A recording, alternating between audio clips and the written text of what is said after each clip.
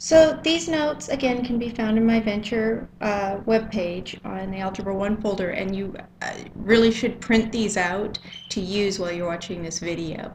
Um, and also, just a quick note, each week I will provide some simple short notes. In no way are these a replacement for your textbook. You must read your textbook to be successful in this class. For one thing, I have far fewer instructional minutes than we would in a traditional classroom, so these are very condensed. You really must read your textbook. Okay, so let's look at task 1. The very first thing we're going to look at should be reviewed to you. This is variable expressions, and as an example, if a CD costs $15 and you buy 2, then clearly the total cost is 15 times 2. And here's a little chart. If you buy 3, the cost is 15 times 3. If you buy 8, what would the cost be? It would be 15 times 8. If you buy 12, it would be 15 times 12. What if you were to buy some number n of CDs? Well, the cost then would be 15 times n. And that's what we're putting here. If the number bought is n, then the total cost is 15n. Okay, the symbol, usually a letter used to represent one or more numbers, is called a variable. And depending on the circumstances, sometimes we call it an unknown. In this case, we're allowing it to vary. It doesn't have a specific value, and so it is called a variable. An expression consists of numbers and variables and operations, and expressions such as 15n in the example above are called variable expressions. When there's a variable in there, it's a variable expression. 15n is the same thing as 15 times n. Okay, so let's look at how we evaluate some expressions when we know the value of the variable. So we are going to evaluate n minus 7.5 when n equals 9. So what you need to do is substitute the 9 for the n.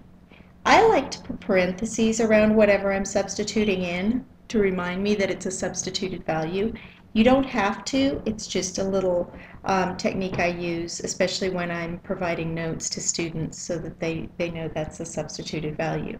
9 minus 7.5 equals 1.5.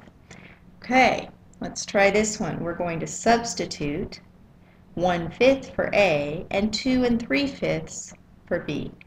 So that gives us 1/5 plus 2 3/5, which is 2 4/5.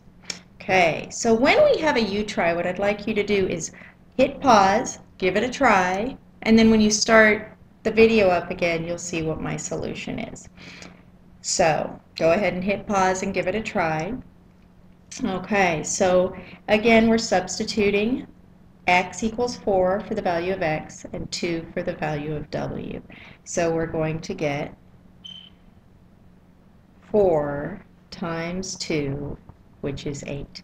I didn't put my parentheses here like I said I would, but that's because I was substituting both values, and so it didn't really matter. Okay, now powers, and again this should be review. Remember that a power is just repeated multiplication. So in this case, 3 to the 4th power is just 3 multiplied by itself 4 times. Okay, the 3 in this case is called the base. The 4 is called the exponent. And the whole thing together is called a power. In example 5, a squared is a times a. How is a squared different from 2a? I want you to pause the camera and think about this for a second.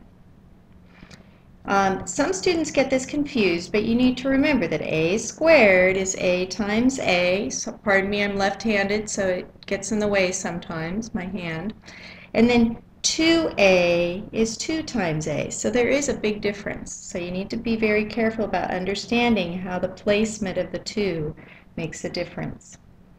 Okay, in example 6, which I think we forgot to do in class this week, now we're going in the opposite direction. We're taking what we call expanded notation and writing it as a power. So this is the same thing as 8 squared x times x cubed times y, there's just one y, times z squared. So the powers represent the number of times we see that variable in the repeat, or that number in the repeated multiplication. Okay. Write the power in words and as a product. Okay, so in this case, 5, this could be written as 5 cubed, or 5 to the third power, or the power of 3. 5 to the third power. All right. And as a product, it's simply 5 times 5 times 5. Okay. This could be written as 2/3 to the power of 6, or to the 6th power. Let me write the word 6 instead of the number. Or 2/3 to the 6th power.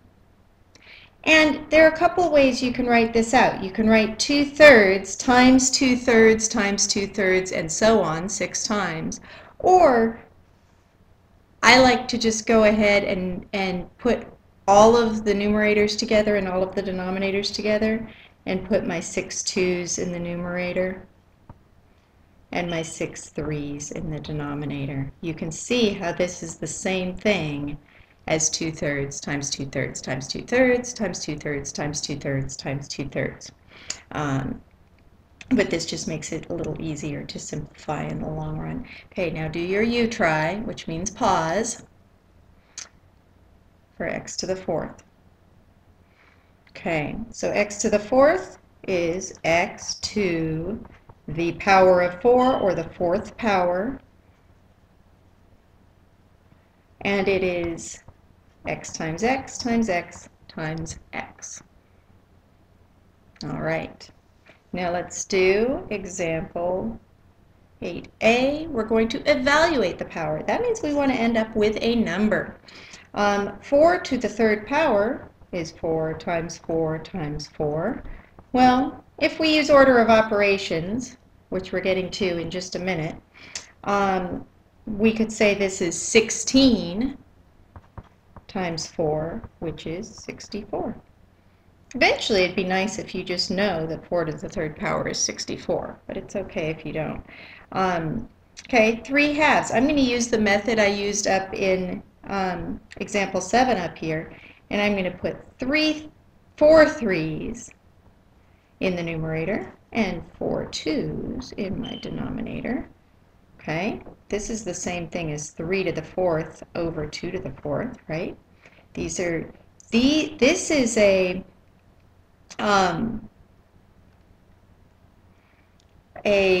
exponent rule that you should have seen in the past, but we will definitely be seeing it later this year. But regardless, you can go straight from here to here. And this is the same thing. I like to group these. That's 9, isn't it? And that's 9. So 9 times 9 is 81. And if you group these, you get 4 times 4, which is 16. And that's your answer. In algebra, I not only don't mind if you leave your fractions as improper fractions, I actually prefer it. The only time it's helpful to turn them into mixed numbers is when you're graphing. Makes it a little easier. Okay, you try C. Okay, on C, I'm going to do 2 times 2 times 2 in the numerator and 5 times 5 times 5 in the denominator. That is 8 over 125.